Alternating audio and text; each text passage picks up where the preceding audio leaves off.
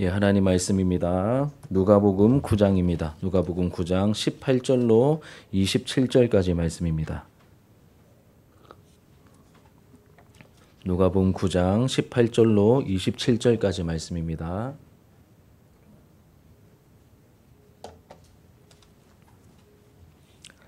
예, 우리 한 절씩 교독하고 마지막 27절은 함께 읽겠습니다. 예수께서 따로 기도하실 때에 제자들이 주와 함께 있더니 물어 이르시되 무리가 나를 누구라고 하느냐.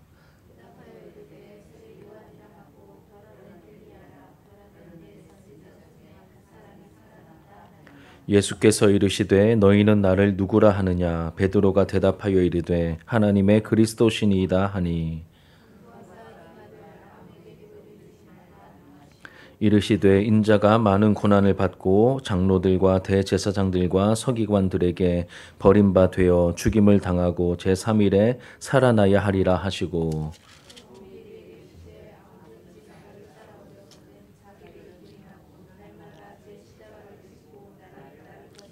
누구든지 제 목숨을 구원하고자 하면 잃을 것이요 누구든지 나를 위하여 제 목숨을 잃으면 구원하리라.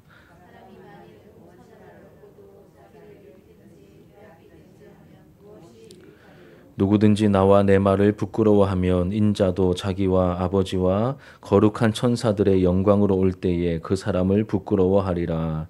내가 참으로 너희에게 이르노니 여기 서 있는 사람 중에 죽기 전에 하나님의 나라를 볼 자들도 있느니라. 아멘. 오늘 본문의 말씀으로 신앙 고백과 제자도라는 제목으로 우리 지난번에 한번 다루었었는데 이어서 나머지 부분을 함께 좀 나누려고 합니다. 우리 지난번에 나누었던 내용을 좀 복습해 보면 우리는 신앙생활할 때 내 필요에서 시작하는 게 아니라 하나님께서 원하시는 것을 물으며 하나님 중심에서 시작해야 한다라고 말씀을 드렸습니다. 그렇다면 하나님께서 혹은 예수님께서 우리에게 원하시는 것은 무엇일까요? 우리가 맹목적으로 내 소원을 이루기 위해 주님을 따르는 무리가 되는 것이 아니라 예수님을 가까이에서 배우고 따르는 제자가 되기를 원하신다는 것이죠. 여러분, 우리가 제자가 되는 것, 한 걸음 더 나아가서 다른 이들을 제자로 삼는 것은 예수님께서 승천하실 때 우리에게 주신 특별한 명령입니다. 가서 모든 민족으로 제자를 삼으라고 하셨죠. 우리가 제자가 되고 제자로서 자라가야 하는 것은 선택사항이 아니라 필수사항이라는 것입니다. 만약 우리가 이 명령, 이 사명을 소홀히 여길 때 어떤 일이 일어나게 되겠습니까? 교회 안에서 제자들은 점점 줄어가고 어설픈 무리들이 가득하게 될 것입니다. 예수님이 가르쳐 주신 기준을 따라 신앙생활하는 게 아니라 내 생각대로, 내 기준대로, 내 편한대로 신앙생활하는 사람들이 점점 더 많아져서 이 교회의 영적인 수준이 떨어지게 되겠죠. 우리를 향해 가지고 계신 예수님의 기대와 소원을 알고 신앙생활의 기준을 우리가 새롭게 해야 할 필요가 있습니다. 여러분, 예수님은 우리 모두를 제자로 부르셨습니다. 그러면 제자란 어떤 사람을 말하는 걸까요? 제자는 스승의 가르침을 배우고 따르는 사람을 말합니다. 그리고 제자는 무언가를 배우는 사람이죠. 배우는 사람. 우리의 스승은 예수님이십니다. 그러니 예수님의 제자는 예수님의 가르침을 배우고 예수님처럼 살아가는 것을 목표로 삼아야 합니다. 조금 더 부드럽게 표현하면 이 성경적인 제자 훈련은 예수님을 닮아가는 훈련입니다. 예수님을 닮아가는 훈련. 그래서 우리가 말과 행동과 삶으로 예수님을 보여줄 수 있는 작은 예수가 되어가는 것이 바로 제자 훈련입니다. 그러니 제자 훈련은 몇 가지 커리큘럼을 통과한다고 끝나는 게 아닙니다. 이 제자 훈련은 우리의 신앙생활하는 평생을 예수님을 닮아가려는 훈련의 과정으로 삼아야 할 것입니다. 물론 집중적인 훈련의 과정은 필요할 것입니다. 하지만 이게 그러한 단계 몇 가지 거친다고 끝이 아니라 전 생애가 그 훈련의 과정이다. 이런 마음을 가지고 신앙생활에 임해야 하는 것이죠. 그리고 본문 23절을 보면 예수님의 제자로서 살아가려는 사람들은 어떤 태도를 가지고 예수님을 따라야 하는지 그 태도를 분명하게 알려주십니다. 23절 같이 한번 읽겠습니다. 시작. 또 무리에게 이르시되 아무든지 나를 따라오려거든 자기를 부인하고 날마다 자기 십자가를 지고 나를 따를 것이니라. 아멘. 예수님께서 직접 참된 제자가 되기 위해서는 이런 각오와 결단이 있어야 한다라고 말씀하셨습니다. 무엇입니까? 첫 번째로는 자기 부인이고 두 번째로는 자기 십자가를 지는 것입니다. 이 자기가 처리되어야 한다는 것이죠. 우리 자아가 처리돼야 하는 것입니다. 첫 번째, 자기 부인. 우리 지난번에 한번 좀 깊이 나누었는데 이 자기 부인을 다른 말로 하면 이 종이 되라는 부르심입니다. 종이 되라는 부르심. 주인 대신 예수님을 따르는 그 길을 말하는 것입니다. 그럼 교회마다 예수님을 믿어야 한다고 예수님을 믿어야 합니다. 이런 말은 이제 많이 하지만 자기 자신을 부인하셔야 됩니다. 이런 말은 잘 하지 않죠. 왜냐하면 사람들이 거북해하고 듣기 싫어하기 때문입니다. 부담스러워하죠. 부담스러워합니다. 하지만 자기 부인은 예수님께서 원하시는 너무도 분명한 메시지입니다. 내가 하고 싶은 것, 원하는 것, 바라는 것을 다 내려놓고 참 스승이신 예수님께서 기뻐하시는 것을 선택하는 것이 바로 자기 부인입니다. 내가 원하는 바가 있는데 내 본성과 내가 원하는 것은 내려놓고 예수님께서 원하시는 것을 선택하는 것, 이것이 바로 자기 부인이죠. 그리고 자기 부인은 우리 삶의 모든 영역에서 이루어져야 됩니다. 모든 영역입니다. 특정한 일부 영역이 아니라 모든 영역에서 이루어져야 합니다. 여러분 무조건 하지 말라는 것이 아니라 가장 우선순위에 예수님이 계셔야 한다는 뜻입니다. 그리고 예수님과 아주 친밀했던 사람들이 기록한 이 성경의 서신서들, 이 서신서들을 보면 이 예수님의 사도들이 자신을 소개할 때 일관되게 사용한 표현 무엇이었습니까? 그리스도의 종이었죠. 예수 그리스도의 종이라는 표현이었습니다. 이 종은 노예와 가깝다라고 제가 말씀드렸습니다. 그리고 이런 종으로의 부르심을 우리는 성경적으로 잘 이해해야 합니다. 종이라고 다 똑같은 종이 아니죠. 어떤 주인을 만나느냐에 따라 종의 운명은 완전히 달라집니다. 예수님은 우리를 당신의 종, 이 노예가 되는 자리로 초청하셨습니다. 그런데 만약 여러분 우리가 누릴 수 있는 자유를 무조건 포기해, 다 내려놔, 다 포기해 이렇게 강압적으로 접근한다면 이것은 성경적인 자기 부인이 아닐 것입니다. 우리 삶의 주인이신 예수님이 얼마나 선하고 아름다우시고 능력 있으시고 얼마나 믿을 만한 분인지 우리가 분명하게 알게 되고 그분께 우리의 모든 권리를 다 맡기며 내려놓고 그리고 예수님을 따라가는 것이 자기 부인의 성경적인 모습이죠. 그러니까 억지로가 아니라 예수님을 알고 보니 너무나 믿고 따를 만한 분이다라는 것을 우리가 알게 되었을 때 나의 것, 내 생각과 내 계획과 내 경험을 다 내려놓고 종된 마음으로 당신이 참 주인이십니다. 당신 안에서 내가 참 평안을 얻을 수 있습니다. 이 고백을 가지고 따라가는 것이 바로 자기 부인의 모습입니다. 그리고 이런 종이 되어 낮아지는 모습, 자기를 부인하는 모습을 누가 가장 잘 보여주셨을까요? 예수님 자신입니다. 예수님. 모든 그 하늘의 영광을 다 내려놓고 종된 모습으로 하나님의 말씀을 순종하여 이 땅에 내려오셨던 십자가에 죽기까지 낮아지셨던 그 예수님의 모습을 우리에게 먼저 보여주셨죠. 빌립보서 2장 5절과 6절 같이 한번 읽겠습니다.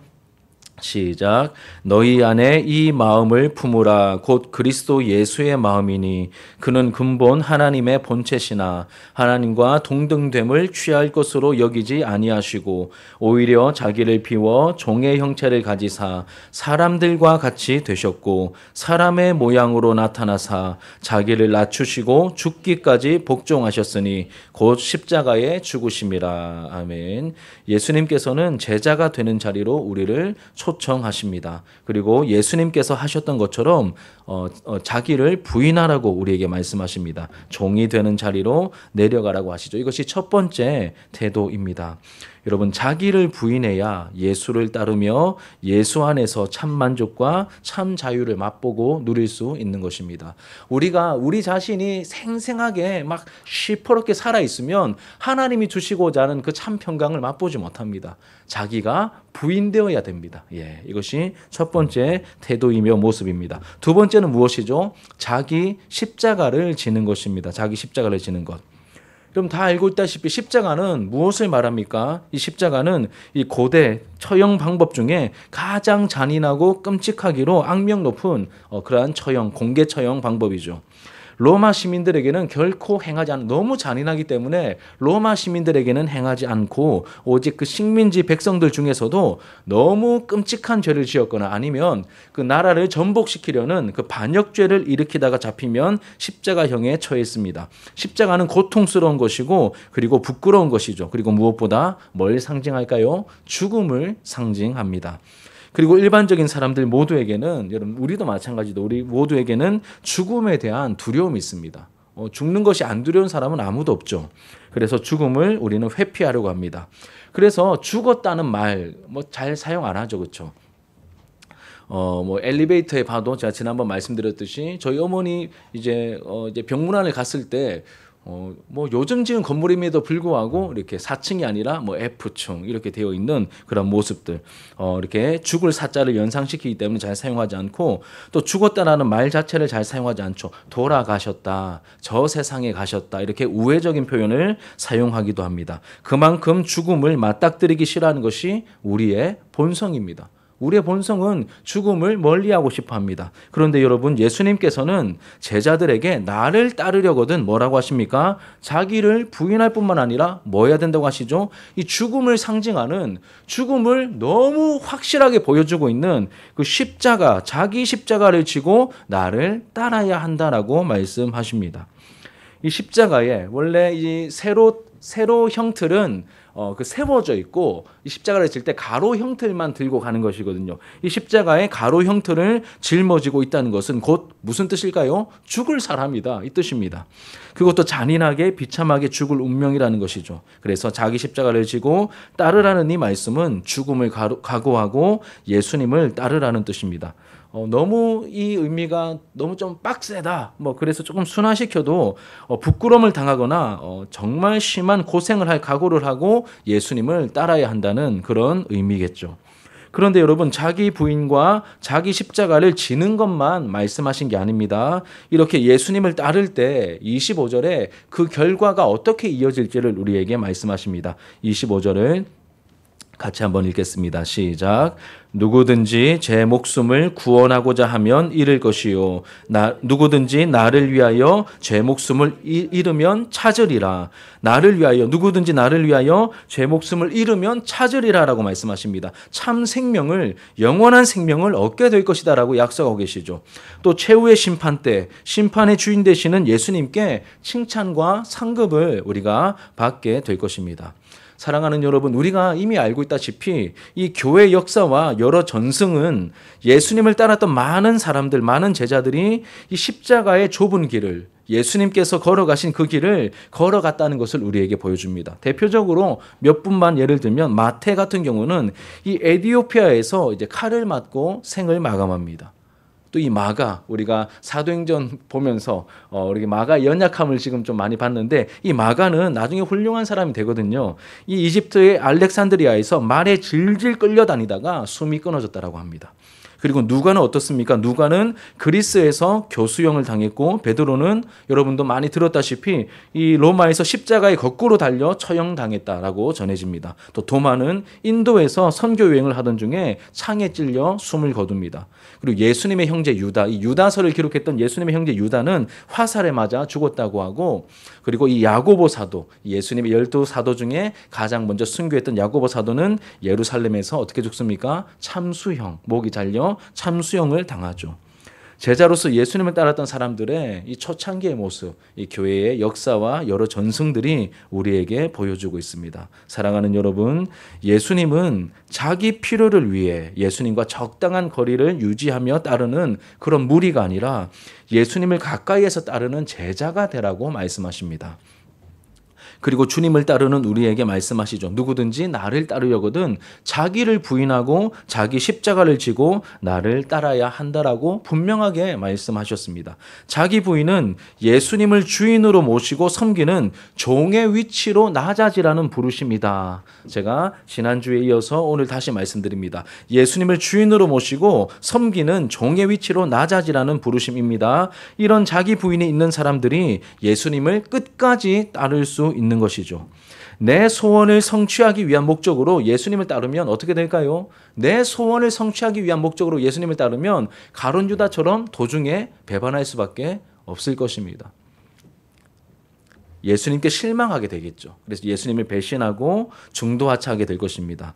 또 한 가지는 자기 십자가를 지고 예수님을 따라야 한다라고 말씀하십니다. 지금은 의미가 많이 퇴색했지만 십자가는 여전히 부끄러운 것이고 치욕스러운 것이고 죽음을 상징하는 것으로서 세상에서 가장 잔인한 사형틀입니다. 십자가를 져야 한다는 것은 죽음을 각오하고 따라야 한다는 뜻이죠. 동시에 날마다 내가 죽어야 한다는 뜻이기도 합니다. 이 마태복음에는 이 표현이 빠져 있는데 누가복음에 보니까 23절에 자기를 부인하고 날마다 자기 십자가를 져야 된다고 말합니다. 마태복음에는 이 표현이 없더라고요. 그런데 누가복음에는 날마다라는 표현이 있습니다. 뭘 말하는 걸까요? 하루의 결심 가지고 되는 게 아니라 날마다 내가 죽습니다라고 하는 이 고백이 날마다 주님께 드려져야 한다는 뜻일 것입니다. 제가 작년 연말부터 계속해서 이렇게 섬김에 대해서 설교하다가 또 나름 기도하다가 저 자신을 자꾸 살피는 가운데 이 고백은 매일마다 좀 해야 되겠다라고 한 게 두 가지였습니다. 하나는 하루를 시작할 때 매일 하루를 시작할 때 감사로 시작해야 되겠다. 이런 고백을 다짐을 이게 연말쯤에 하게 되었고요. 또 하나는 하나님 나는 죽었습니다라고 하는 자기 죽음을 십자가 앞에서 하나님의 임재 앞에서 나의 죽음을 나는 그리스도와 함께 십자가에서 죽었습니다. 나는 내 자아는 주님과 함께 죽었습니다라고 하는 이 두 가지 고백은 잊지 않고 날마다 고백하면서 하루를 시작해야 되겠다. 이런 마음을 갖고 실제로 그렇게 고백하며 하루하루를 지금 한 달 정도 이렇게 살아가고 있습니다. 이렇게 자기를 부인하고 자기 십자가를 지고 주님을 따라야 된다라고 말씀하시죠. 이렇게 우리가 주님을 따를 때 예수님께서 약속하신 상급이 있다라고 하십니다. 누구든지 아까 25절에 뭐라고 말씀하셨죠? 누구든지 나를 위하여 제 목숨을 잃으면 얻을 것이다라고 말씀하셨습니다. 이제 믿음의 역설이죠. 믿음의 역설입니다. 상급이 있습니다. 영원한 생명과 영원한 하나님 나라를 우리가 얻게 될 것입니다. 눈물을 닦아주시며 주님과 영생을 누리게 될 것입니다. 그럼 이 두 가지 다 엄청난 내용을 담고 있습니다. 하나는 종이 되어야 한다는 것이고 또 하나는 죽음을 각오해야 된다라고 말씀하십니다. 사실 여러분 근데 상식적으로 우리가 생각해 볼 때 누군가가 제자가 되어 무언가를 배울 때는 여러분 왜 배웁니까? 왜 돈 주고 레슨 받죠? 누군가의 제자가 되어가지고 비싼 레슨비를 지불하면서 뭔가를 배울 때는 왜 배우겠습니까? 성공하고 싶어서 아닙니까? 성공하고 싶어서 뭐 학원도 다니고 뭘 배우는 거 아닙니까? 누군가를 따를 때는 지금보다 더 잘 되고 싶어서 사실은 따르는 것이 우리의 본성이고 정상적인 모습입니다. 그런데 예수님을 따르는 제자들은 이 땅에서 누릴 것이 거의 없어 보입니다. 자기를 부인하고 자기 십자가를 지고 예수를 따라야 되기 때문에 고생길이고 좁은 길입니다. 그렇다면 여러분 과연 누가 예수님 말씀처럼 자기를 부인하고 자기 십자가를 지고 따를 수 있는 걸까요? 제가 자기 부인과 자기 십자가를 얘기하니까 여러분들이 듣기는 잘 들으시는데 표정이 전혀 밝지 않으십니다. 설교는 저도 안 밝죠. 죽음을 얘기하고 이 종됨을 얘기하는데 우리의 본성이 거부하거든요. 저도 마찬가지입니다. 이런 설교는 참 하기 부담스러운데 뭐 이렇게 강의 설교니까 말씀을 따라가다 보니 다룰 수밖에 없는 주제입니다. 누가 자기를 부인하고 자기 십자가를 지고 따를 수 있겠습니까? 결론을 먼저 말씀드리면 성령 하나님께서 예수님이 어떤 분인지 알게 해주신 사람들이죠. 그래서 예수님과 새로운 생명의 관계를 맺게 된 사람들입니다. 다시 말씀드립니다. 우리가 지식적으로 예수님이 어떤 분인지 안 게 아니라 성령으로 예수님이 어떤 분인지 확실하게 알게 된 사람들. 그래서 그 예수님과 새로운 관계를 맺게 된 사람들이 자기를 부인하고 자기 십자가를 지고 예수님을 끝까지 따를 수 있는 것입니다. 여러분 오늘 본문의 순서를 보면 자기를 부인하고 자기 십자가를 지고 나를 따라야 한다는 이 말씀을 하시기 전에 한 사건이 먼저 나오죠. 뭐가 나옵니까? 너무 유명한 사건인데 베드로가 예수님께 최초로 신앙 고백하는 사건이 나옵니다. 누가복음에는 나오지 않지만 더 유명한 본문인 마태복음 16장의 말씀에 보시면 이 신앙 고백이 이루어진 장소까지도 분명하게 말합니다. 여러분 어디로 알고 계십니까? 가이사랴 빌립보죠. 가이사랴 빌립보입니다. 이 과정과 배경을 조금 말씀드리면 여러분 예수님은 이 역사적인 무대에 등장하실 때 아무것도 없이 맨 땅에서 시작하였습니다. 사역을 시작하셨죠. 학벌도 없고요. 돈도 없었고 인물도 없었고 예수님은 그럼 인물도 안 출중하셨습니다. 이렇게 인물도 아무것도 없이 시작하셨습니다. 처음에 역사의 무대에 등장하셨을 때 사람들은 뭐라고 생각했냐면 나사렛 이 시골뜨기가 뭐라 말하는데 처음에는 귀도 기울이지 않았겠죠. 그런데 하지만 그분이 하시는 말씀을 듣다 보니까 권세가 있는 겁니다. 그 말씀에 놀라운 권세가 있는 거예요. 이전에 말씀을 가르쳤던 사람들과는 차원이 다른 생생한 하나님의 임재, 하나님의 어떠하심이 내 마음에 있는 그대로 와닿기 시작하는 그런 놀라운 말씀이었습니다. 그러니까 이전에 가르쳤던 바리새인들이나 서기관들이 가르쳤던 하나님의 말씀과는 차원이 다른 생명이 충만한 그 말씀을 가르치니 사람들이 모일 수밖에 없었던 것이죠. 뿐만 아니라 예수님은 놀라운 기적을 행하십니다. 어떤 병도 기도하며 어루만져 주시면 다 사라지고 고침받는 그 놀라운 기적이 나타나게 되었죠. 중풍, 간질, 안진뱅이, 손 많은 사람, 눈먼 봉사, 문둥병, 귀신 들린 사람, 심지어 죽은 사람도 예수님께서 일으키시고 살리셨죠.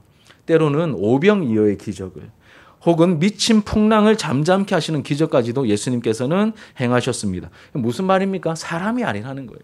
어떻게 사람이 오병이어의 기적을 행합니까? 어찌 사람이 말 한마디로 짖고 있는 강아지를 이게 멍멍 짖지 못하게 하듯이 그 미친 그 풍랑을 잠잠케 하시는 그 예수님의 모습 우리가 다 살펴보았죠. 그 인격적인 존재게 하는 그 말투로 그 바람과 풍랑을 잠잠케 하시는 그 예수님의 모습을 우리가 앞부분에서 8장에서 충분히 살펴보았습니다. 여러분 더 대박인 것은 예수님의 인품, 성품이었습니다. 이런 모든 일을 행하면서도 여러분 이렇게 병을 고쳐주고 기적을 행하면 대가를 좀 받아야 안 되겠습니까? 최소한의 여비나 인건비 정도는 받아야 안 되겠습니까? 그런데 예수님께서는 아무런 돈도 대가도 요구하지 않으시고 전부 다 거저 은혜로 행하셨습니다. 그리고 사람 취급받지 못하던 인도에 가면 여전히 그런 사람들이 있다고 하죠. 불가촉 천민이라고. 마치 그런 사람들처럼 세리나 창기나 죄인들을 찾아다니며 그들의 친구가 되어주셨습니다. 그분의 하시는 말씀이 달랐고 행하시는 그 기적들이 사람이 아님을 보여주셨고 또 더 대박인 것은 예수님의 이러한 인품이셨습니다. 그럼 만약에 이런 분이 우리가 살아가는 이 시공간에 존재한다면 여러분 그분의 인기는 어땠을까요? 대박이었겠죠. 예, 엄청났을 것입니다. 상상에 맡깁니다, 여러분. 이렇게 예수님의 사역이 이게 정점을 찍고 있는 우리 젊은이들 이제 표현을 따르면 폼 미쳤다 이런 거 들어보셨습니까? 예수님의 사역의 폼이 막 절정에 다다르고 있던 그 시점, 이 전성기 시절이었습니다. 이때 예수님께서 제자들과 함께 방문하신 곳이 어디라고요? 가이사랴 빌립보입니다. 가이사랴 빌립보. 그리고 가이사랴 빌립보의 구약의 명칭은 바알갓입니다. 바알갓. 뭐냐면 가나안 사람들이 행운의 신으로 여겼던 그 바알갓을 섬겼던 도시였기 때문에 이 구약 시대는 바알갓으로 불렸다라고 합니다. 그 이후에 신구약 중간기 시대에 이 그리스 헬라라는 이 나라가 이 지역을 통치했을 때는 뭐라고 불렸냐면 파네아스라고 불렸습니다. 파네아스. 이 제우스를 비롯한 여러 신들을 섬기는 그 신전들이 있었기 때문에 거기는 동굴이 많고 물이 많았기 때문에 이 동굴을 파서 신전 짓기가 좋았다고 합니다. 그래서 신전이 많았습니다. 그리고 그 이후 예수님 시대 이 로마가 팔레스타인 지역을 차지하게 되었을 때는 초대 황제인 이 아우구스투스가 이 지역을 헤롯 대왕에게 다스리게 하였고 이 헤롯 대왕이 죽고 난 다음에 그의 아들은 헤롯 빌립 우리가 또 한번 본 적이 있죠. 다룬 적이 있죠. 헤롯 빌립이 죽을 때까지 이 지역을 다스렸는데 이 헤롯 빌립이 이 도시를 그 당시 로마 황제였던 이 가이사 티베리우스에게 경의를 표하기 위해서 황제를 지칭하는 표현인 가이사랴 혹은 가이사랴와 자기 이름인 헤롯 빌립이잖아요. 그래서 가이사와 빌립을 합쳐서 그 도시 이름을 황제를 숭상하는 도시로서 뭐라고 지었다고요? 가이사랴 빌립보라고 지은 겁니다. 역사를 제가 일부러 말씀드린 거예요. 이 구약 시대에는 예전 예수님 오시기 한참 전 시대에는 거기에 이방 사람들이 살던 그때는 뭘 섬겼다고요? 바알갓을 섬겼기 때문에 바알갓이라고 불렸고, 또 시대가 지나서 헬라 시대에는 이 제우스를 비롯한 여러 막 오만 신전을 지어놓고 동굴 파서 신전 지어놓고 섬겼기 때문에 파네아스라고 불렸고, 그리고 그 이후에 로마가 다스리던 때에는 헤롯 빌립이 그 도시를 다시 재정비하여서 가이사랴 빌립보라고 지었습니다. 그러니 여러분, 이 지역은 무엇을 말하는 걸까요? 세상에 유혹하는 세상 문화가 가득하고 이 거짓된 우상 숭배와 심지어 뭐까지 했죠? 황제 숭배까지 창궐하였던 곳이 바로 이곳 가이사랴 빌립보입니다. 쉽게 말하면 이 세상 정신이 다 들어와 있는, 우상 숭배부터 황제 숭배에 이르기까지 이 세상 숭배의 모든 것들이 다 들어와 있는 세상의 정중앙, 세상의 한복판이라고 할 수 있는 곳이 바로 가이사랴 빌립보입니다. 다시 말하면 하나님이 잘 안 보이는 곳입니다, 여러분. 여러분, 똑같이 우리가 살아가는 이 땅으로 똑같지 않죠, 그렇죠? 만약에 여러분 나이트 클럽 이런 데 가보신 적 없으시죠? 그렇죠? 나이트 클럽 같은 데서 신앙 고백을 할 수 있겠습니까? 어렵겠죠. 교회 같은 데서 신앙 고백하기는 좋겠지만 이 세상 문화, 세상 정신이 다 들어차 있는 이 가이사랴 빌립보, 세상의 한 정중앙이라 할 수 있는 그 가이사랴 빌립보에서 예수님께서 이렇게 제자들에게 질문하신 것입니다. 사람들이 나를 누구라고 하더냐? 이 정신없는 상황입니다. 하나님이 잘 느껴지지 않는, 하나님의 임재가 굉장히 희미한, 거의 없어 보이는 그러한 곳에서 예수님께서 물어보신 것이죠. 그러자 이렇게 대답하죠. 사람들이 세례 요한이요, 엘리사요, 예레미야요, 여하튼 예수님을 선지자 중에 한 사람이라고 말합니다. 이러한 대답이 나왔습니다. 사실 제가 앞에서 말씀드렸듯이 예수님은 나사렛 시골뜨기 출신입니다. 나사렛 시골뜨기 출신이 아무것도 없이 맨 땅에서 헤딩해서 선지자로까지 인정받으면 성공한 겁니다, 여러분. 대박 성공한 거죠. 그런데 예수님께서 여기서 멈추지 않으시고 다시 질문하십니다.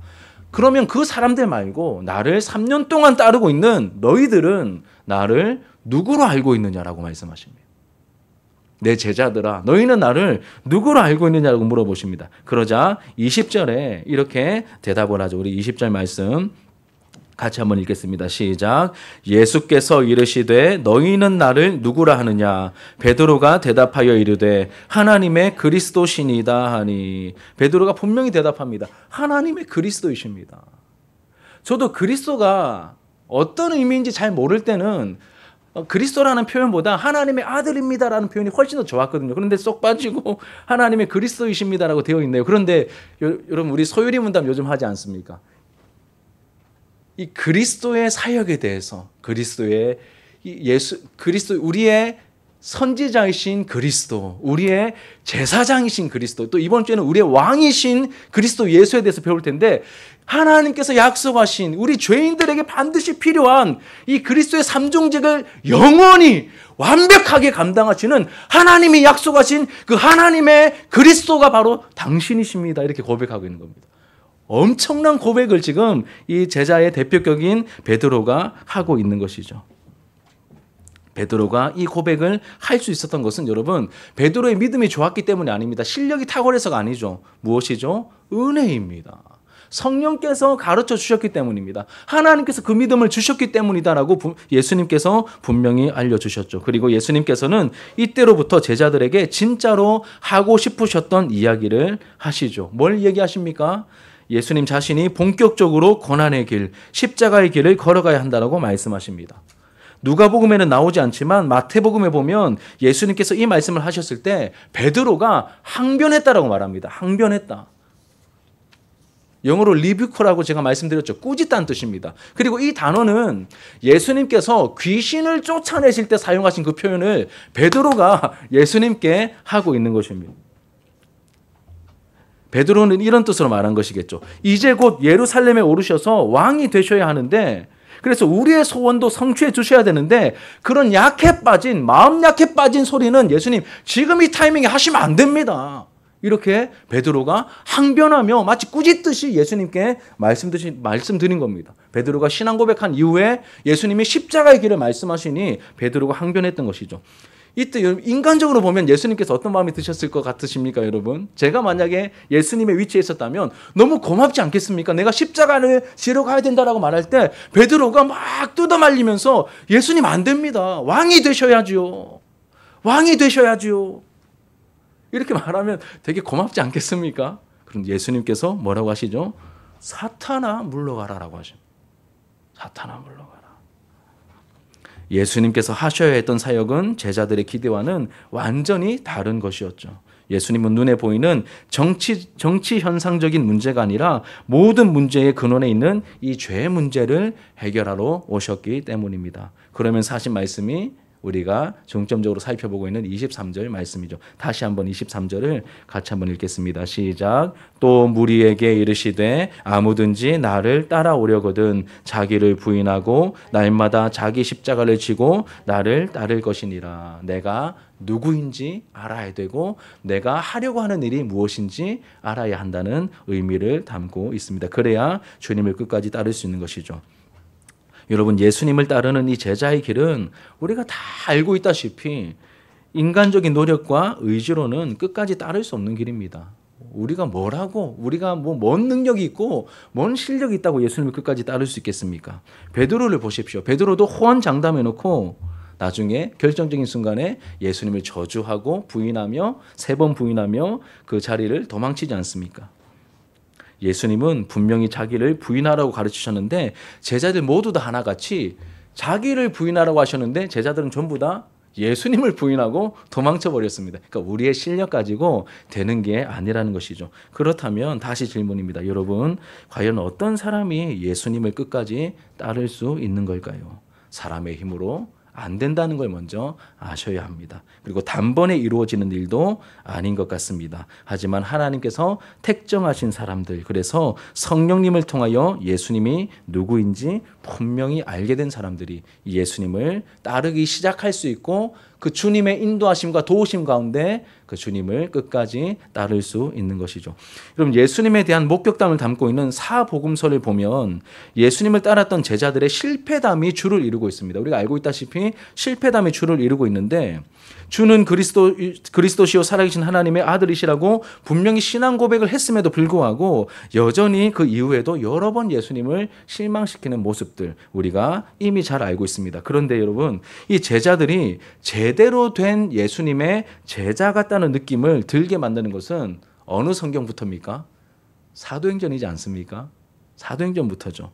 약속대로 성령님이 임하셔서 성령으로 충만해지자 이 실패의 자리에서 쭈그러져 있던 이 제자들은 예수의 영으로, 그리스도 예수의 영으로 충만해져서 담대하게 예수를 전하는 예수의 증인이 됩니다. 그리고 성령 충만했던 베드로가 복음을 증거하는 내용을 보면 너무나 선명하고 너무나 분명하게 이 예수가 그리스도이심을 위대하게 선포하고 있죠. 너무나 확신에 차서 예수님을 너무 확실하게 아는 거예요. 무엇이 이것을 가능하겠습니까? 성령께서 임하셨기 때문에, 성령께서 예수가 얼마나 영광스럽고 놀라운 분인지 확실하게 알려주셨기 때문에 이 베드로가 성령 충만한 가운데 복음을 전하는데 다른 걸 말하는 게 아니라 이 예수가 누구신지, 예수가 어떤 분이신지, 우리를 위하여 어떤 일을 행하셨는지를 놀랍게 전파하는 것이죠. 사도행전 2장 36절 같이 한번 읽겠습니다. 시작. 그런즉 이스라엘 온 집은 확실히 알지니 너희가 십자가에 못 박은 이 예수를 하나님이 주와 그리스도가 되게 하셨느니라. 제가 굉장히 좋아하는 성경 구절 중에 하나입니다.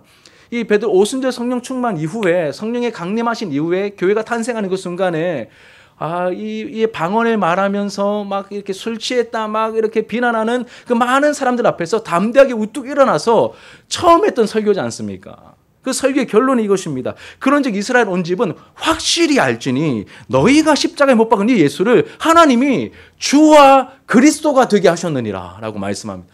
예수님이 얼마나 놀라운 분인지 확실하게 선언하고 있는 것이죠.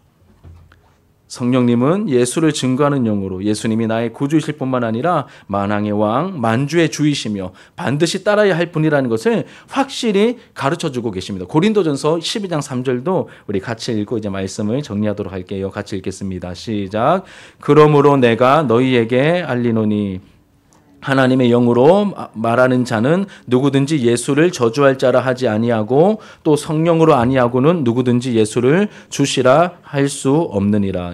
오타가 좀 났는데, 하나님의 영으로 말하는 자는 누구든지 예수를 저주할 자라 하지 아니하고 또 성령으로 아니하고는 누구든지 예수를 주시라 할 수 없느니라. 여러분, 성령님의 가장 기본적이고 가장 핵심적이고 가장 우선되는 그 사역을 뭐라고 소개합니까? 방언을 말하게 하고 신비한 현상을 나타내시고, 이게 아니라 예수를 증거하십니다.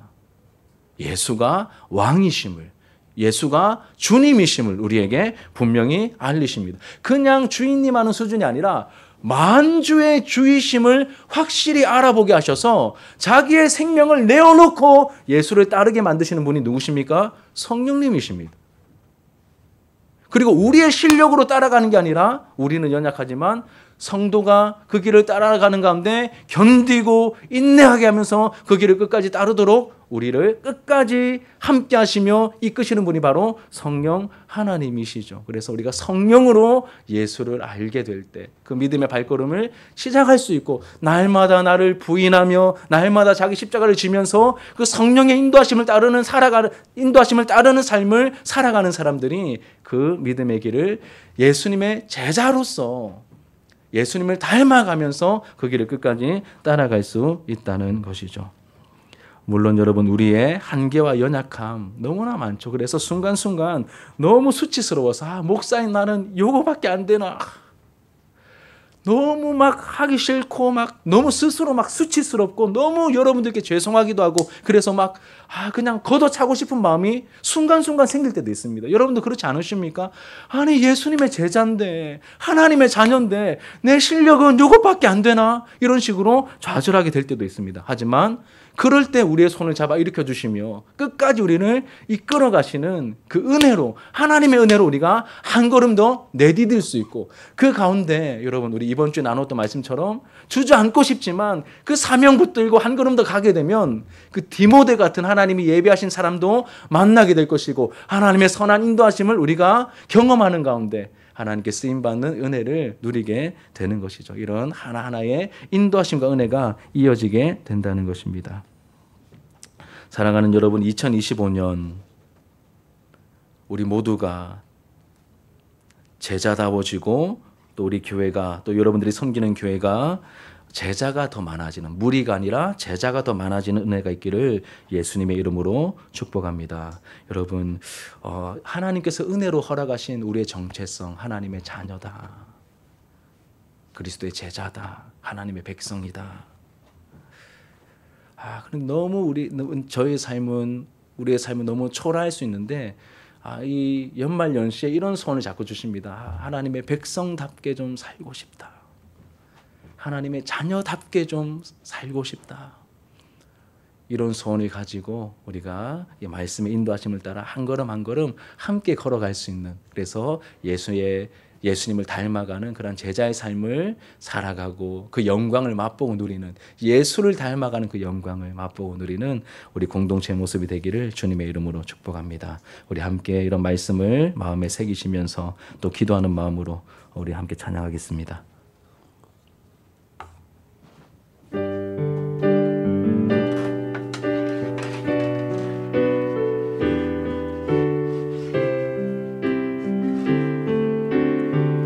당신은 영광의 왕, 당신은 영광의 왕, 당신은 평강의 왕, 당신은 하늘과 땅의 주, 당신은 정의의 아들, 천사가 무릎 꿇고 예배하고 찬송하네. 영원한 생명 말씀, 당신은 예수 그리스도 주, 호산나 다윗의 자손께 호산나 불러 왕 중의 왕 높은 하늘에 영광을 예수 주 메시아네 당신은 영광의 왕 당신은 영광의 왕 당신은 평강의 왕 당신은 하늘과 땅의 주 당신은 정의의 아들 천사가 무릎 꿇고 예배하고 찬송하네 영원한 생명 말씀 당신은 예수 그리스도 주 호산나 다윗의 자손께 호산나 불러 왕 중의 왕 높은 하늘에 영광을 예수 주 메시아네 호산나 다윗의 자손께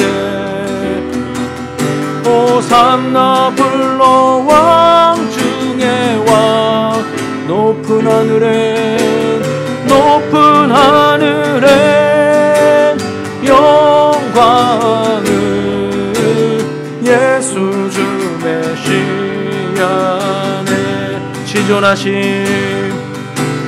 지존하신 주님 이름 앞에 모두 무릎 꿇고 다 경배해 거룩하신 주님 보좌 앞에 엎드려 절하세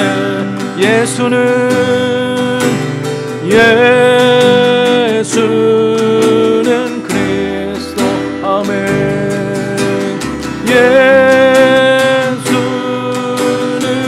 주 하나님의 영으로 경배 드리는